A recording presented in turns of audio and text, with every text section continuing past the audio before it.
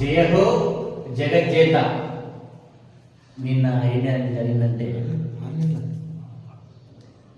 నిన్న మ్యాచ్ ఓడిపోతామన్న మ్యాచ్ని ఒక కొలిక్కి తీసుకొచ్చి బూమ్రా భారత్ T20 ప్రపంచ కప్ను గెలిపించిన బూమ్రా ఇండియా మొత్తంలో ఒక ఆనంద ఉత్సవంలో నింపాడు. అది ఏ విధంగా జరిగింది అంటే, అది ఆల్రెడీ ఇంగ్లాండ్ గెలవలసిన మ్యాచ్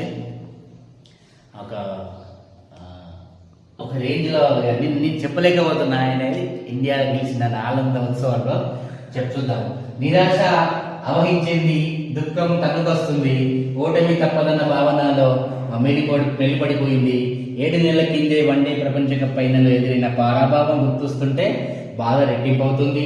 టీవీల ముందు కూర్చున్న ప్రతి భారత అభిమాని పరాభవానికి సిద్ధమైపోయాడు. ఇదే జరిగింది. ఏం జరిగిందంటే, ఇక ఈ మ్యాచ్ చూస్తుంటే టీమిండియా 200 చేయొచ్చు అన్న పిచ్ 174 చేయగలిగింది.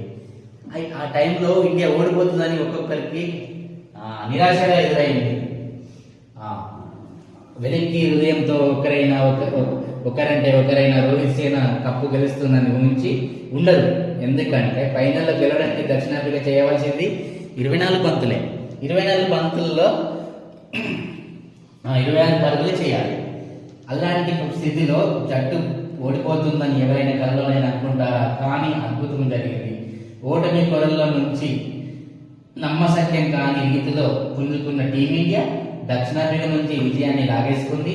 నారాలు ఉత్కంఠ మధ్య ముగిసిన పోరులో 7 పరుగుల తేడాతో గెలిచి దేశాన్ని సంబరంలో ముంచెత్తింది.